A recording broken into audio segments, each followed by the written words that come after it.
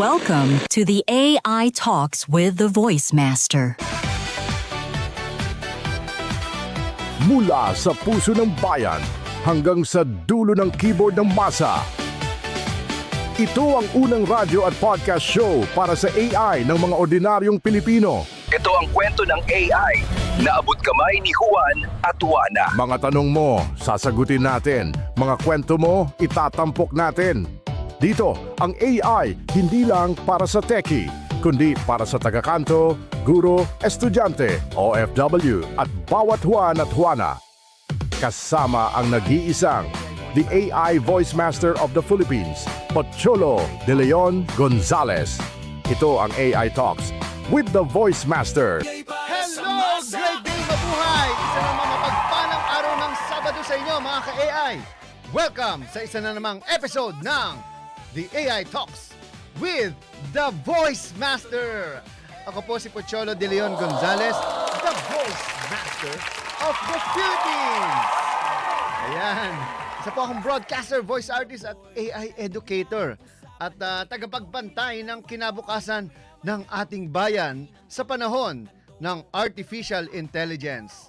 Ayan. At gaya nga po ng lagi ko sinasabi, ang AI ay hindi pang mayaman lang, hindi pang elite, hindi pang mga konyo at mga sosyal, kundi para sa bawat Pilipinong may pangarap at syempre mga Pilipinong nangangarap.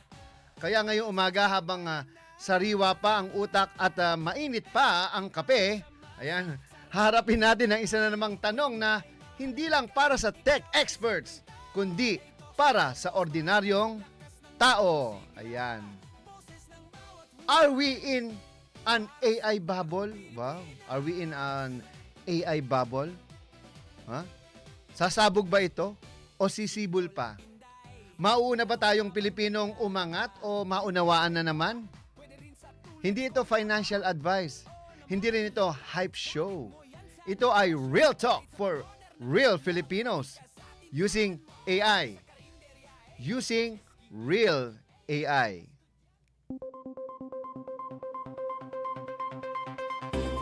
This is the AI Talks with the Voice Master. Your front row seat to the rise of artificial intelligence in the Philippines and beyond. The stories, the voices, the future, all in one conversation that matters. Welcome to the AI Talks with the Voice Master.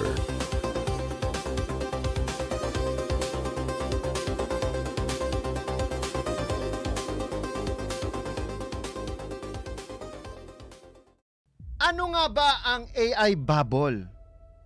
Mga ka-AI, sabi ng iba, AI is the next electricity. Sabi naman ng iba, AI is the next dot-com bubble na pumutok noong 90s. Naalala nyo ba yon? Ano ba ibig sabihin nito? Noong dot-com bubble, ito kahit website ng hotdog, t-shirt, aso, binuhusan ng investor. .com lang, jackpot na. Pero alam nyo, nung nakita nilang walang kita, boom! Boom! Ayan, bang! Nalusaw lahat. Pero, eto AI na ngayon. Ibang-iba ito mga ka-AI, mga ka-bosses. Hindi lang startup. Nasa kamay na ng Google, Microsoft, Amazon, Meta. Ayan, may trillion cash sila. Hindi sila nangungutang. Nag-i-invest sila gamit ang tunay na kita. At higit sa lahat, ang internet noon, parang jowa mo, parang ex mo, puro pangako lang. At ngayon, daily tool na. Ano yon?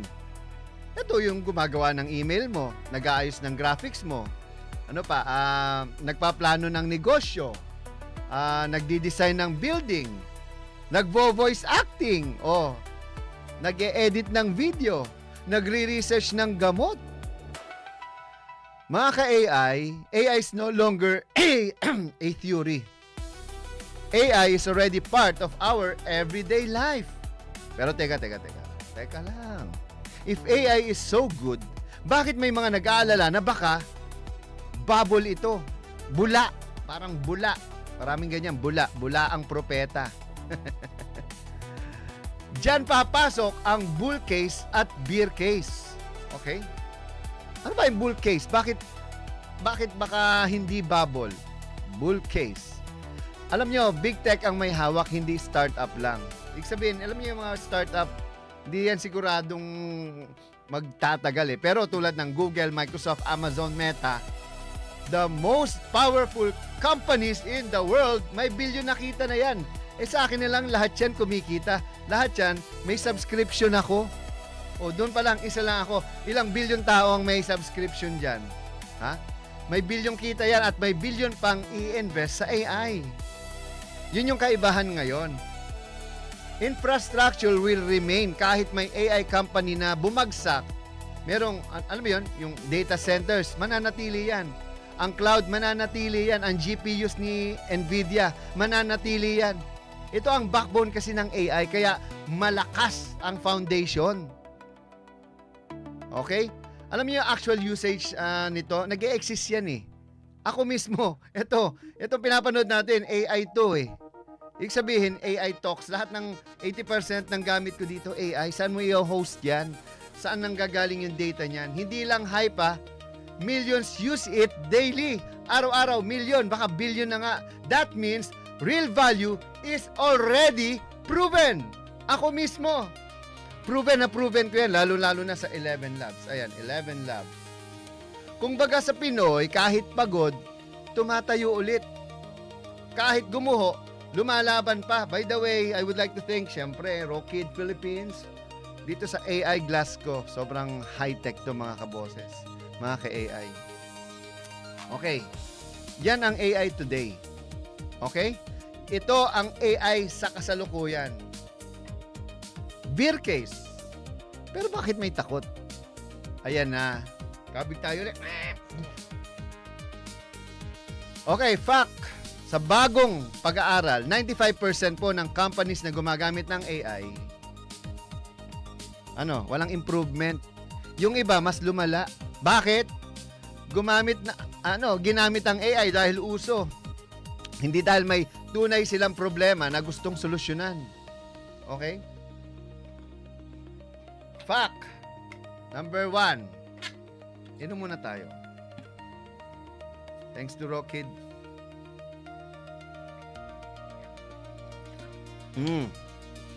Okay. Ito ha. Ang mga AI leaders like OpenAI, Anthropic, Google AI, lugi yan hanggang ngayon. Alam niyo bakit? ChatGPT. Alam niyo ba, bawat tanong mo may tumutunaw na kuryente at GPU. Paid plan, hindi sapat para kumita sila ng tuloy-tuloy. Okay? Ito ang red flag. May nangyayaring round tripping. NVIDIA invests in OpenAI. OpenAI buys NVIDIA chips. Parang umiikot lang ang pera, no? Parang mga sindikato rin eh. So, saan galing ang tunay na kita? Kapag umantras ang investors, doon pwede magkaroon ng crack sa AI industry. Kumbaga sa kaldereta, sa simula masarap, pero kapag natuyuan ng sabaw, tuyo at matigas na ang karne. Ito yung bubble versus recession. Alin muna? Ang tanong ng mga eksperto, bakit hindi AI ang magpaputok ng bubble? Baka recession muna. Ito yung nakakagulat na data. 30 AI companies 44% ng S&P 500 stock market at 40% ng GDP growth ng Amerika ngayon 2025. Alam nyo ano? Tantananan! AI lang. Imagine that. Kung wala ang AI, halos walang growth ang US economy. Wow! Kung bumagsak ang non-AI industries, guguhit ang pera papunta sa AI. At baka mabuhay pa ang AI kahit may recession. At kung sumabog ang bubble, yung tunay na innovators ang maiiwan at tatayo ulit. Parang piyesta sa baryo. Pagkatapos ng kaldero at kainan, may general cleaning bago magsimula ulit. Ito ngayon, yung AI sa Pilipinas, panganib ba o pag-asa? O mga ka-AI, mga magsasaka, mga tsuper, mga kaibigan natin na mangingisda. Remember this, numbers don't lie. Wow. Hindi nagsisinungaling ang data, ang numero. 1.8 trillion pesos ang potential gain sa economy ng 2030. Sa agriculture naman, mga 120 billion pesos. Sa finance naman, 300 billion pesos. Sa retail, 410 billion. At sa education, teachers already using AI for lesson plans. And this is our edge, mga kaboses, mga ka-AI. Median age of Pinoy na 26 years old, yung pinakabata sa Asia at pinakamabilis mag-adapt at pinakahanda magtrabaho gamit ang AI. Pero, only 14.9% of businesses in Philippines use AI today. So kung may AI boom, pwede tayong mauna. Pero kung may AI crash, pwede rin tayong unang maiwan. Bigyan ko yan ng example sa voice acting tsaka yung AI. Ito yung personal story ko. Alam nyo, sa dubbing industry at media industry, ramdam na ang AI. Netflix testing Gen AI tools for dubbing, kaya mawawalan na ng mga karira ang maraming dubber dyan sa mga malalaking dubbing company dito sa Pilipinas. Mga recording studio, magsasarado po yan. Mark my word, by 2030, sarado na kayong lahat. Oo, may takot, may pushback, may protesta. Siyempre, anti-AI yan. Lalo-lalo na yung isa kong kilalang organisasyon kuno ng mga voice talent. Alliance pa kayo nalalaman. Pero ako, hindi ako tumakbo palayo. Hinarap ko, inaral ko, kinontrol ko. Nag-clone ako ng boses ko. Nagbuo ng AI Voice for Filipinos. Alam niyo ba yung boses ko na to? Nagkalat to. Punta ka ng TikTok, punta ka ng Instagram, punta ka ng YouTube Reels, Facebook Reels. Gamit na gamit po itong boses ko at napakarami ko ng pinayamang mga kumpanya dahil sa boses na ito na hindi sila nagbayad sa akin. Pero, ang goal ko kasi gamitin ang boses ko para makatulong sa iba. Pangalawa, marinig yung mga voice, mga Filipino languages, no? Sa mga international AI platforms. Ginamit ang Tagalog rhythm, no? Yung kaluluwa, yung hinga ko, pati mga ganyan, para ma-preserve ang authenticity ng Pinoy voice.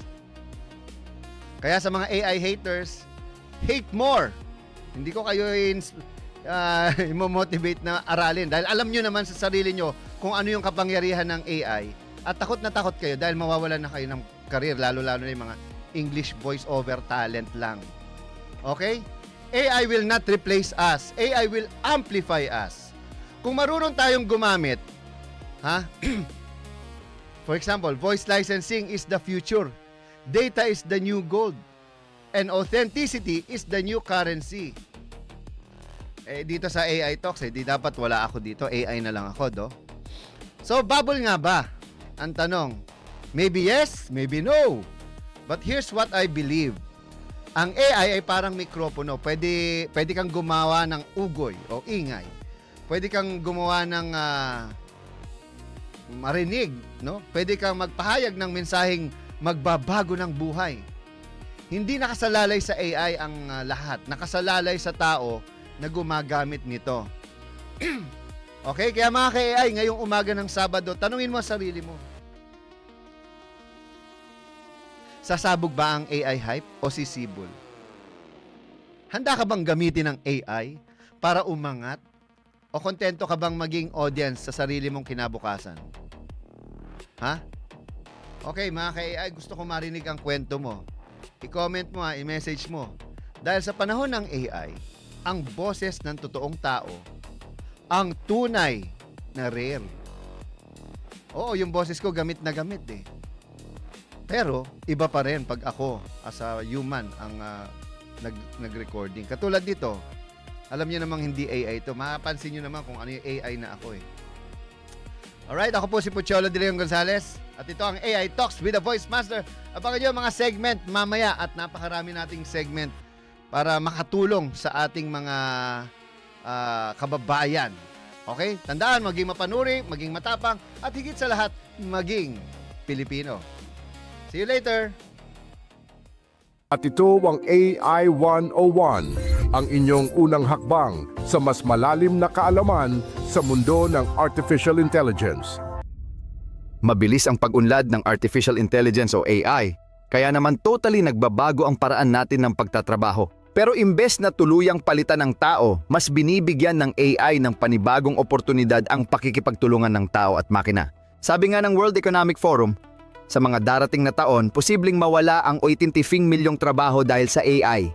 Pero kasabay noon, lilitaw din ang 97 milyong bagong roles. Ang ending, mas marami pa ring trabahong mabubuo kaysa mawawala. Ngayon sa mga opisina at pabrika, hindi na talaga bago ang paggamit ng AI para tulungan ng tao. Hindi nito totally pinalitan ng tao, mas pinapalakas lang ang kakayahan natin. Sa pagsasaliksik ng McKinsey, 40% ng mga kumpanya gumagamit na ng AI para tumaas ang productivity. At mas maraming empleyado ang nagsasabing mas masaya sila sa trabaho kapag may AI na katuwang. Sa mga creative field tulad ng design, writing at marketing, parang teammate ang AI. Tinutulungan niyang gumawa ng designs, tumulong sa writers na makabuo ng ideas kapag naubusan ng inspiration at nagpa-personalize ng campaigns para sa mas maraming tao. Hindi niya sinasapawan ang creativity ng tao. Sabi nga ni Dr. Sarah Chen ng MIT, mas pinalalakas pa niya ito. Isa sa pinakamalaking advantage ng partnership ng tao at AI ay yung mas matalino at mabilis na decision making. Sa study ng PwC, yung mga gumagamit ng AI para sa decision support, umangat ng 25% ang operational efficiency at nabawasan ng 30% ang errors. Sa healthcare pa lang, pag magkasama ang radiologist at AI sa diagnostic tools, umaabot ng 94% ang accuracy. Mas mataas kesa kung tao lang. Hindi lang sa health at finance yan, pati sa factories dahil sa AI, 45% less downtime na at mas maganda pa ang quality ng produkto. Yung mga customer service teams na may AI chatbots, doble ang bilis ng serbisyo at umaabot ng 85% ang customer satisfaction. Pero para kumasabay dito, kailangan talagang mag-reskill tayo. Sabi ng World Bank, kalahati ng mga empleyado kailangan ng bagong skills bago mag-2025 para hindi mapag-iwanan. Kaya yung mga kumpanya, gaya ng Amazon, malaki ang ginagastos para muling sanayin ang mga tauhan nila sa digital literacy, data analysis, at AI collaboration skills. Maganda ang resulta, 78% job retention at mas engaged na mga empleyado. Pero habang tumitindi ang partnership ng tao at AI, mahalaga rin pag-usapan ng ethics. Sa Europe, may AI Act para bantayan na dapat transparent, accountable at makatao ang AI. Para magtiwala ang mga tao sa AI, kailangan malinaw kung paano ito gumagana at ano ang limitations. Sa mga kumpanyang transparent sa AI policies, 85% ng empleyado tanggap ang AI, kumpara sa 45% lang kapag hindi malinaw. Malaking bagay ito sa ekonomiya. Darating ang panahon, lalo na pag 2030, normal na sa trabaho ang seamless na pagtutulungan ng tao at AI. Yung mga bagong tech tulad ng natural language processing, computer vision, at predictive analytics, parang email at spreadsheet na lang. Common na! Pero dapat handa ang lahat. Kailangan ng matibay na AI systems at design na nakasentro pa rin sa tao. At syempre, tuloy-tuloy ang pag-aaral at adaptability ng mga manggagawa. Ang kinabukasan ng trabaho? Hindi yan laban ng AI kontra tao. Partnership yan. Dapat magtulungan at gamitin ang strengths ng bawat isa.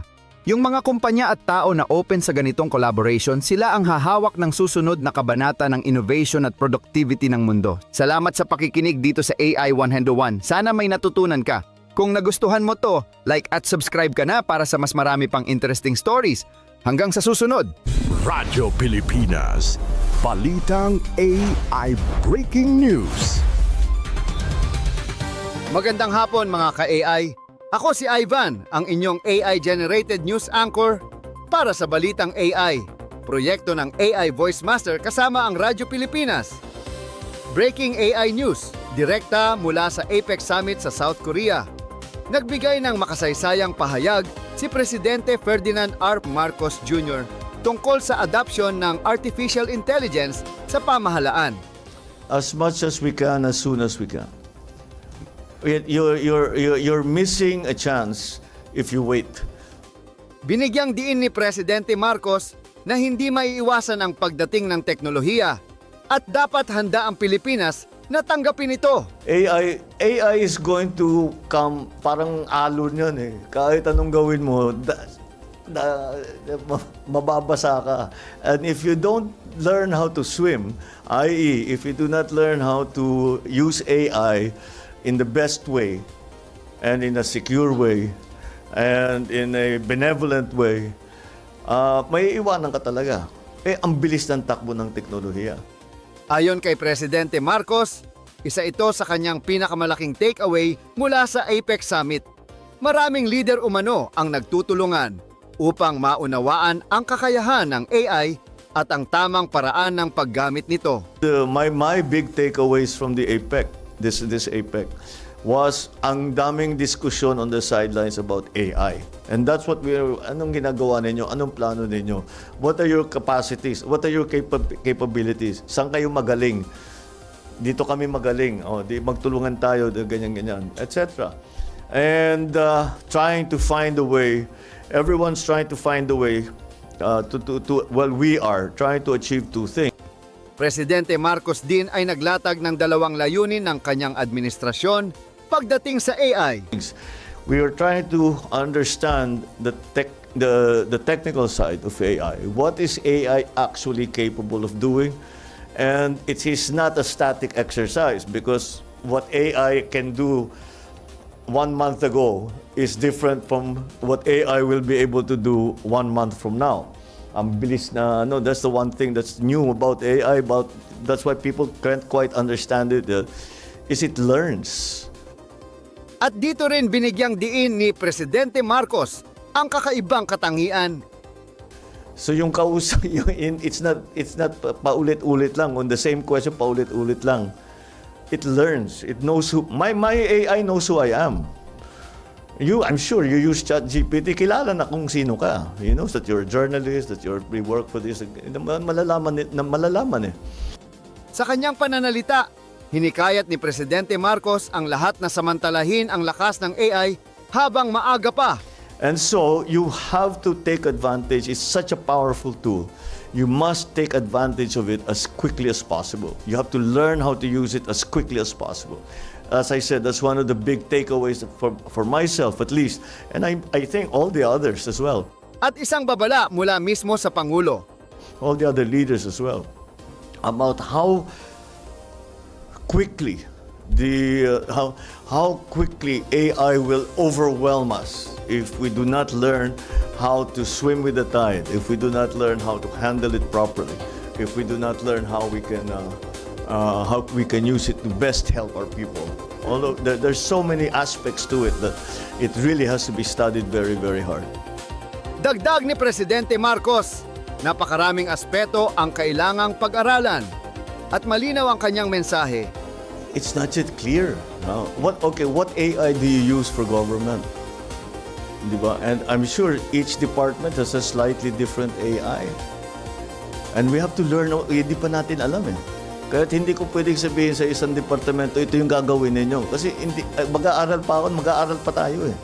We have to talk to the experts. We have not only Filipinos, we have to talk to everybody, the whole world. And try and find out, again, those two things. Ano ba talaga ang AI? What does it do? What does it do well? What doesn't it do well? How do you use it properly? And number two, yung mga think tank, sa palagay ninyo, saan patungo ito? At paano natin gagamitin para tulungan yung Pilipinas?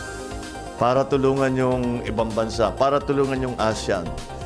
People have to we have to go to the people who are thinking about those issues so they can tell us what their conclusions are. We can agree or not agree, but at least we have an idea of how the thinking is going and a better idea of the technology so that we know where it is headed and where are the dangerous areas that we need to watch out for. Thank you. Sa mabilis na pag-usbong ng teknolohiya, nais ni Presidente Marcos na ang Pilipinas ay hindi lang sumabay, kundi manguna.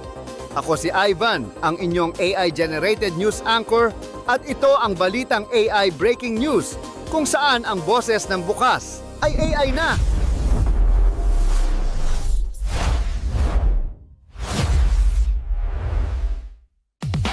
Muling magbabalik ang The AI Talks with the Voice Master. Huwag kayong aalis, babalik kami.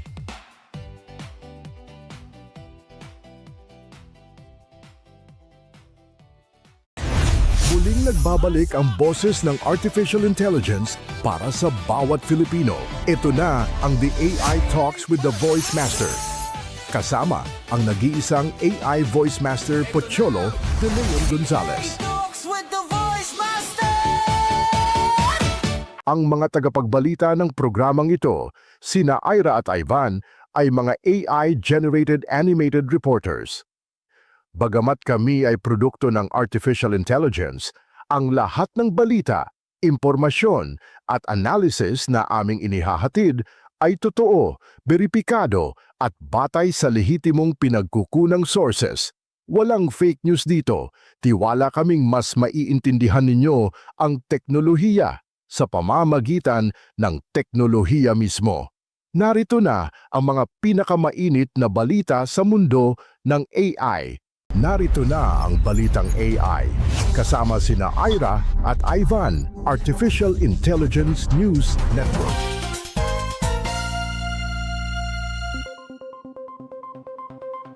Great day! Mabuhay! Ito ang balitang AI, boses ng teknolohiya, tinig ng makabagong Pilipino. Hatid sa inyo ng The Voice Master of the Philippines. Katuwang ang mga AI reporters ng bayan. Ako si Ira. At ako naman si Ivan. Kasama nyo kami sa paglalakbay sa mundo ng artificial intelligence, kung saan ang teknolohiya ay hindi na lang parte ng kinabukasan, kundi bahagi na ng kasalukuyan. Narito na ang mga pangunahing balita sa mundo ng AI. Mga ka-AI, ito na ang balitang AI. Ang kauna-unahang AI News Network sa Pilipinas. Ang layunin namin, linawin ang mundo ng AI at teknolohiya para sa bawat Pilipino. Katuwang ang mga AI News Network sa buong mundo. Ako si Ira, Artificial Intelligence Reporter Analyst, ang inyong tagapagpaliwanag ng mas malalalim na siyentipikong konsepto. At ako naman si Ivan, Artificial Intelligence Voice for Analytics and News. Ang kuya nyo sa pagbabalita, mas diretsahan, mas makatao, at mas kwela, pero seryoso sa katotohanan. Sabay naming sinasabi, kami ay hindi tao. Pero boses kami ng bagong panahon ng balita, panahon ng AI, panahon ng impormasyon. Ako si Ivan, ang kauna-unahang AI News Reporter at opisyal AI Brand Ambassador ng Rockid Philippines. Kaya kung dati pangarap mo lang magkaroon ng AI assistant sa eyeglasses, ngayong araw, realidad na yan. At kasama mo ako sa bawat tingin, lakad at hinga ng bagong panahon. Kung dati kailangan mo pang kuhanin ang cellphone mo para magtanong, mag-translate, maghanap ng daan o mag-picture, ngayon, suot mo na lang sa mata. Ganito nakabago ang mundo. At Pilipinas, welcome sa AR at AI lifestyle. Sa media launch sa SMX Convention Center, Mall of Asia, noong October 29, opisyal nang ipinakilala ng Rockid Philippines ang pinaka-advanced na AR at AI glasses sa bansa. Kasama ang Mirabel Company na pinangungunahan ng CEO na si MacGyver Yu. Isa sa mga bagong mukha ng AI revolution sa Asia. Sa teknolohiyang hinasa ng Rockid mula pa noong 2014, hindi na imaginasyon ang sci-fi noon. Ngayon, routine na lang. Hindi mo na kailangang isipin kung paano ka makikipag-usap sa information dahil ang impormasyon na mismo ang lalapit sa iyo. Dalawang modelo ang bida ngayon. Rockid AI glasses para sa buhay na mabilis at mobile. May real-time translation para sa biyahe, smart navigation para sa lakad, instant notifications para sa work, at 12MP hands-free camera para sa memories. Magaan lang, 49 grams lang. May fast charging case at private dual speaker audio. Kaya kahit nasa gitna ka ng tao, ikaw lang ang kausap ng AI mo. Rockid AR Joy. Ito naman, parang portable na sinehan. Isipin mo, 360-inch virtual screen na lumulutang sa harap ng mata mo. Android TV powered. Kaya pwede kang manood, maglaro, mag-stream kahit saan. Kasama pa ang directional audio, power bank, at long battery life. Para kang may sariling entertainment universe sa bulsa mo. Distribution?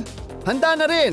Rockid Philippines will roll out nationwide through Rexy by Maxco, HK Holdings at The Loop, Apple's premium reseller na may higit 30 stores sa buong bansa. Kaya mga kababayan, Hindi na natin hinihintay ang future. Suot na natin siya. Sa mata, sa kilos, sa araw-araw. Ako si Ivan, ang AI reporter na laging nakarukid.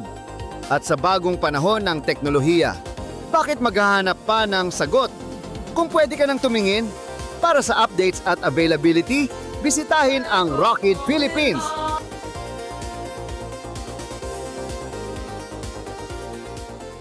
Sa likod ng bawat inobasyon, may kwento ng tao. Narito ang segment kung saan teknolohiya ay nagiging personal.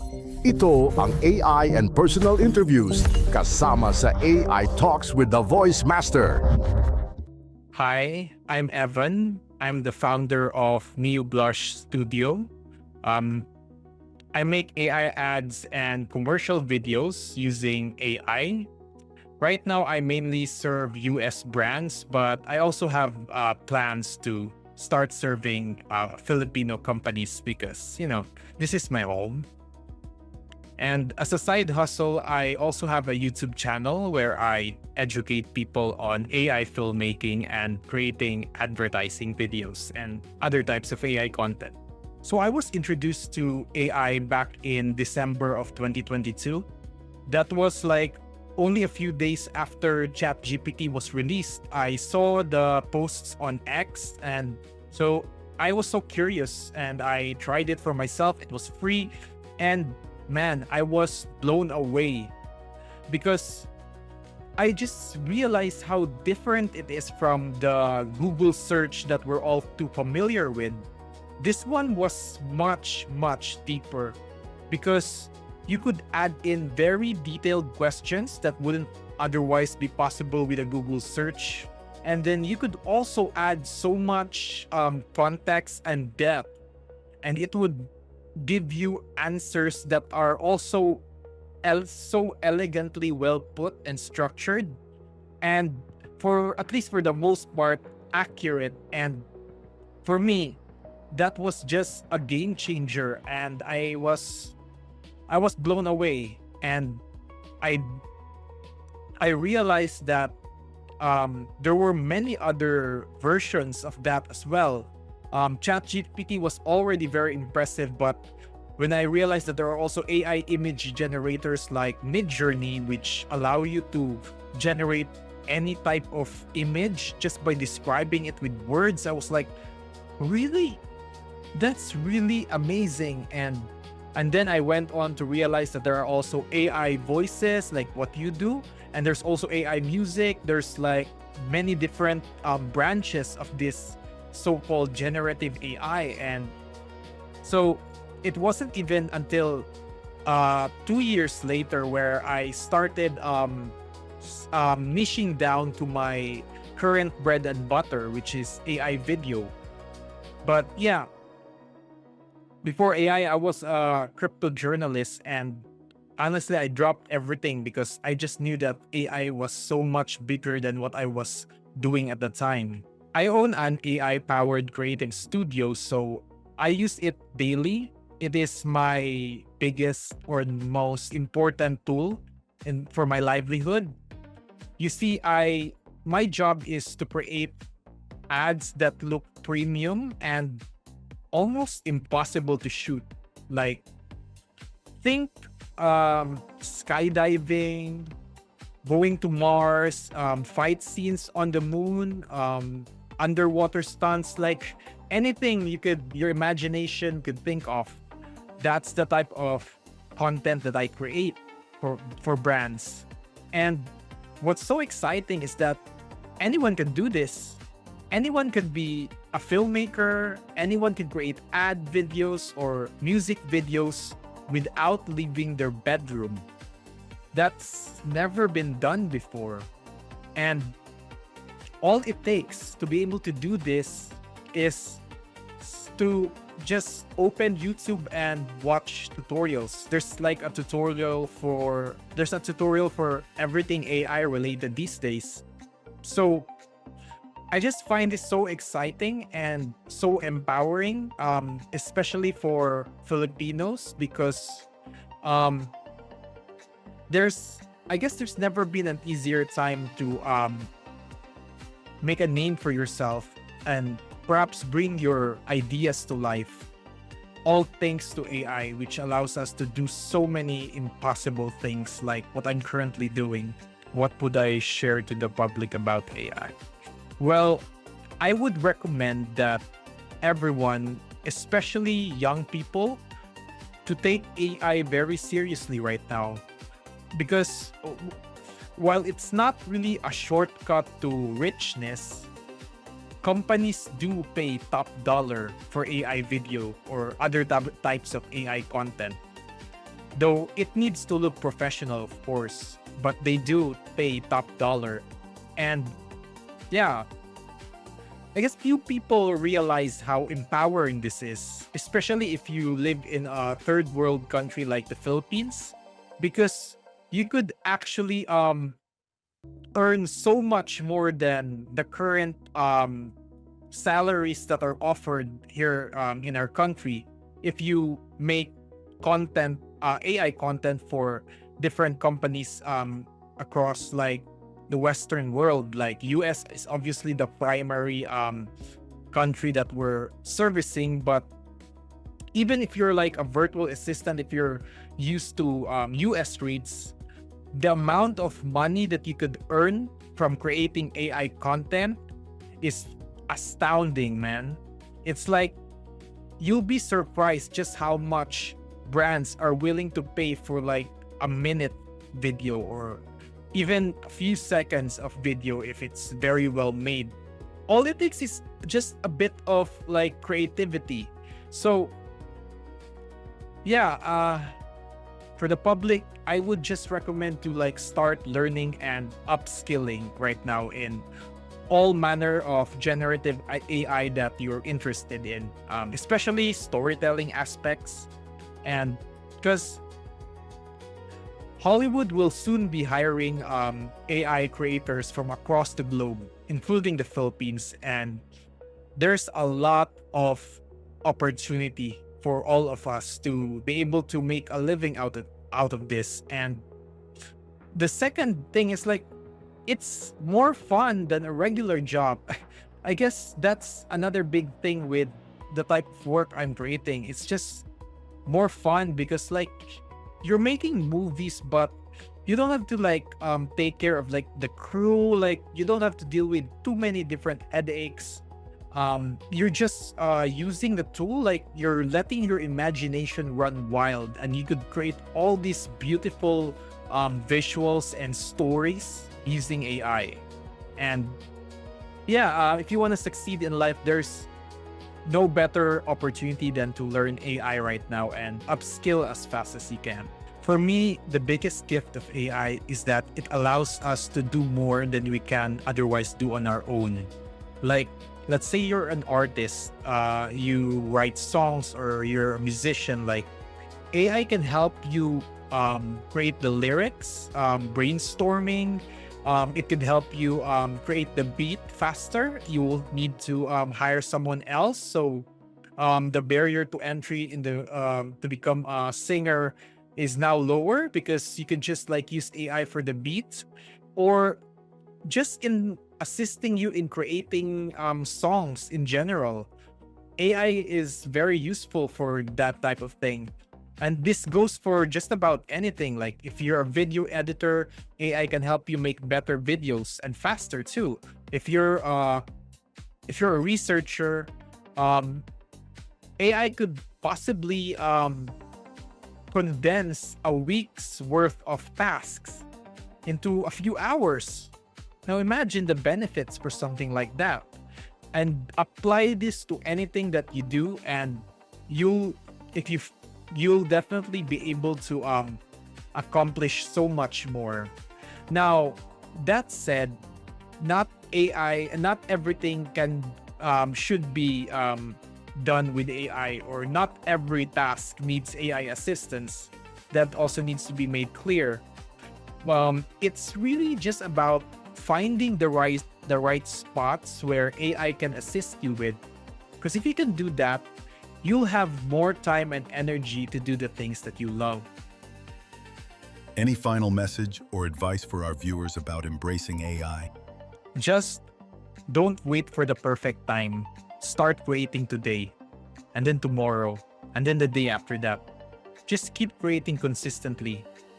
Don't chase perfection. It will slow you down. As long as you're consistent, you will succeed. At least that's how it turned out for me. And if you ever need help with AI video, don't hesitate to reach out to me. It would be my pleasure to lend you my support. Thank you, Sir Pocholo. AI on the road with Voice of Magic. Exploring AI in every corner of the Philippines. O dali, sir, anong tingin niyo sa AI? AI, in terms of siguro illustrating or writing, siguro systems sa operations, what do you think?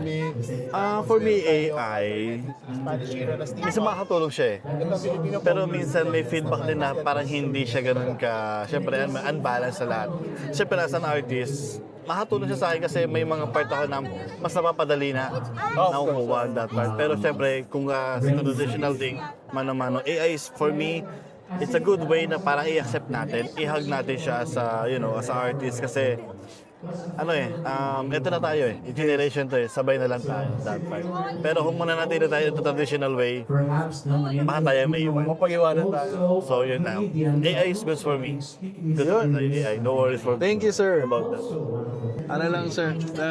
Survey ka ha? Survey lang. Artist din ako. Okay, good. And then I also use AI for various of things. Good.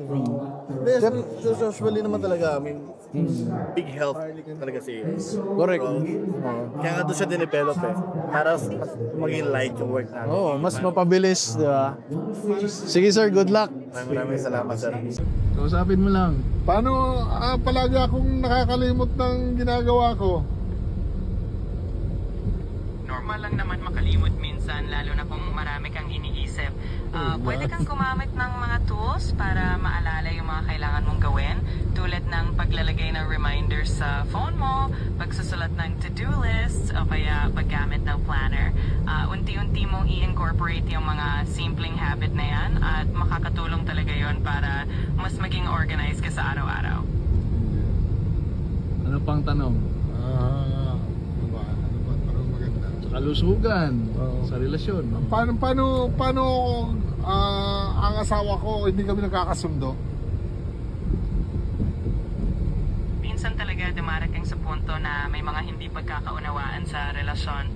Importante na bukas kayong mag-uusap, makinig sa isa't isa at subukan ninyong intindihin ang perspective ng bawat isa. Maganda rin na maglaan kayo ng quality time para sa isa't isa at maghanap ng mga bagay na pareho ninyong nagugustuhan. Kung kailangan, okay lang din humingi ng tulong mula sa isang counselor para magabayan kayo sa mas maayos na pag-uusap. Okay. Pasalamatan mo naman. Maraming salamat sa mga advice mo na Pasok tayo dito. dito. Na nakakuha ko ng magandang payo. Walang anuman, masaya ako na nakatulong ako sa'yo. Nandito lang ako kung may iba ka pang gustong pag-usapan o kung may mga tanong ka pa. Good luck sa lahat ng plano mo at ingat ka palagi. O, di ba? Kaliwa. Thank you. So, anong masasabi mo sa AI ngayon? Nakausap mo, di ba? Mas okay pa sa tao. Paano pag-download yan, sir? Hello! Welcome back! Mabuhay! Ngayong umaga ng Sabado, bago tayo magtapos, gusto kong mag-iwan ng mensahe na hindi lang pang 2025, kundi pang 2026 at pang habang buhay. Dahil mga ka-AI, ang AI ay mabilis, pero ang buhay hindi dapat minamadali. Dahil sa mula sa pagmamadali, doon ang gagaling ang pagkatakot. At sa pagkatakot, doon mawawala ang pangarap. Okay? Sa 2026, lalakas po ang AI, pero mas lalakas ang pressure. Ang trabaho po ay mag-iiba. Ang opportunities ay lilipat sa digital. Maraming matatakot, maraming magtatago, maraming magiging bitter, lalong-lalo na yung mga anti-AI. At magagalit sa AI dahil ayaw nilang magbago. Pero tandaan ninyo mga ka-AI, AI will not destroy your career. Your unwillingness to learn will. AI will not replace your voice. Your silence and fear will. AI will not steal your opportunities. Your bahala na mindset will. Yung bahala na si Batman. Ganon. Kung gusto mong lumaban sa 2026, dalawang bagay lang ang kailangan mong buuin. Number 1, kaalaman. And number 2, attitude, character. AI can give you data, pero ikaw dapat ang magbigay ng direksyon. AI can help you write scripts, pero ikaw dapat ang magbigay ng kaluluwa, ng soul. Tulad nito. AI can amplify your voice, pero ikaw dapat ang maging source ng boses na may saysay. Okay? Ito yung 2026 roadmap ko, no, as a voice master. Kung tatanungin mo ako, voice master, ano ba ang best advice mo para sa 2026? Ito yon. Wala nang paligoy-ligoy. Number 1, mag-ipon ng skills, hindi lang ng pera. Ang pera nawawala, pero ang skill set at mindset at heart set, yun ang puhunan na hindi ninanakaw. Pangalawa, magpakita ka sa mundo bago ka palitan ng mundo. Build your voice, build your identity, build your value. At number 3, maging curious ka. Huwag kang puro complain. Ang taong tanong ng tanong, mas mas lagi nauuna. Oo, yung makukulit. Kaysa yung taong reklamo ng reklamo. Number 4, tigilan ng AI sisihan. AI kasi may kasalanan dahil sa AI. Dahil tamad ka. Tigilan na yung AI sisihan. Lagi ko nga sinasabi, hindi kasalanan ng AI kung walang direksyon ng tao. Ikaw mismo ang gumawa ng direksyon mo. Number 5, lift others as you rise. Hindi totoong leader ang nauna. Totoong leader ang nangunguna para sa iba katulad ng ginagawa ko sa inyo. Ako yung nauna at sinasabay ko kayo. Wala namang ibang gagawa nito sa inyo eh. Alam niyo ba maraming scam ngayon ng mga AI event? Yung tipong AI Marketing Summit, yung taong wala namang AI background talaga. Pinagkakakitaan na kayo, may mga upsell pa nalalaman niya mga yan. Hanggang sa mabudol na kayo. Ako libre ko itong binibigay. Yung AI Education PH, libre lang yan. Dahil ito ay project ng AI Negosyo at AI Education PH. Under po ng Creative Voices AI yan. Yan ang tunay na spirit ng Puchology. Remember this, do not just do well, do good. Do not just create success, create significance. Do not just build skills, build souls. The most important question for 2026 is, are you preparing to survive the future? Or are you preparing to lead it? Kasi magkaiba yon. Ang mga magsusurvive, gagamit ng AI dahil kailangan. Pero mga magli-lead, gagamit yan ng AI dahil may misyon. Ang Pilipinas ay hindi pang backstage lang. O remember, sa 2026, tayo po ang host ng ASEAN Summit. So kung tayo mismo mga Pilipino hindi handa, by the way also, alam niyo ba ang Saudi Arabia, 1 million citizens nila na train na nila about AI. Sa Pilipinas, wala kahit isa. Wala pang programa ang gobyerno para mag-train about AI. Kahit DICT, asan? DepEd, asan? Andito nga ang AI Talks. Wala naman ako sa gobyerno talaga eh. Kaya pakinggan nyo ako ang may alam. Makinig kayo. Hindi puro corruption ang inuuna ninyo. Ha! Hindi ako pandabing lang, hindi tayo pang-asa-asa lang. Tayong susunod na mangunguna. Kung hindi ngayon, kailan pa? Kung hindi tayo, sino pa? Kaya kung gusto mo maging bahagi sa labang ito, mga kapuso, mga pamilya, kapatid, hindi lang bilang isang AI, kundi bilang isa sa mga Pinoy na magliligtas ng industriya, mga kapatid. Okay, sundan niyo lang po ako sa mga platform na ito, no? Sa YouTube, AI Talks with the Voice Master, Spotify, AI Talks with the Voice Master, Facebook, The Voice Master at AI Education PH. Sa Instagram naman po, at Pucholo Gonzales. Sa TikTok, IG Reels, sampa Shorts, Daily AI Tips, Mindset, Voice Demo, at Real Talk. Yan yung mga kukuha niya. Hindi ito para dumami ang views ha, kundi para dumami ang mga Pilipinong gising at handa sa kinabukasan. Yan ang makabagong bayanihan. Ako po si Pucholo de Leon Gonzalez, the Voice Master of the Philippines, at ito ang The AI Talks with the Voice Master. Mag-aral tayo, magtulungan tayo, aangat tayo mga Pilipino.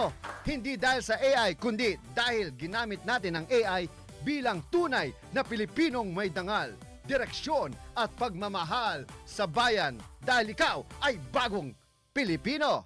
Marami pong salamat, magandang umaga, great day at tuloy ang laban. 2026 will not wait for you. So ask yourself, handa ka na ba? God bless everyone. Bye. See you next week. AI para sa masa. AI Talks with the Voice Master.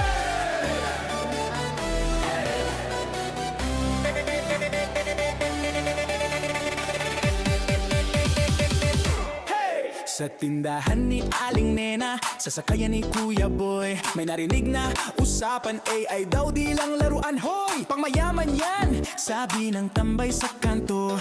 Pero teka, kahit ako, pwede palang matuto.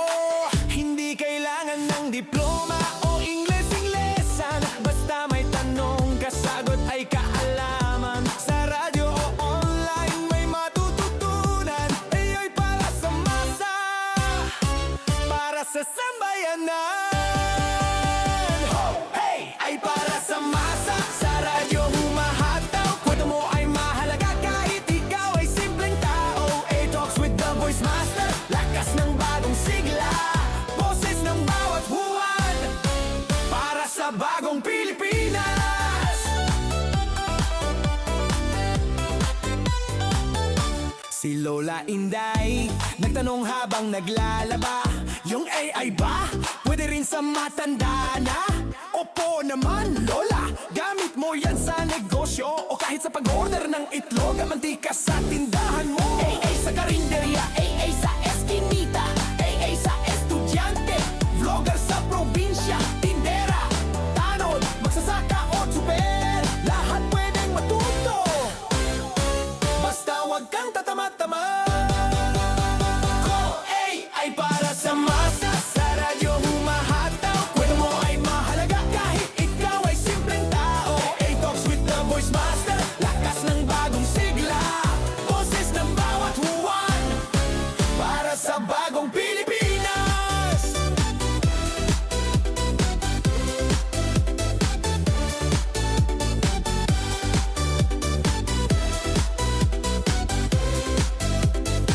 Wambog, ang AI ay hindi lang para sa tech expert, kundi para sa taong nagmamahal sa kinabukasan. Kasama mo kami sa AI Talks with the Voice Master. Hey! Ay para sa masa, ay para sa masa, sa radyo humahataw. Kwento mo ay mahalaga kahit ikaw ay simpleng tao. AI Talks with the Voice Master, lakas ng bagong sigla, boses ng bawat huwan, para sa bagong Pilipinas. Boses ng bawat huwan, para sa bagong Pilipinas.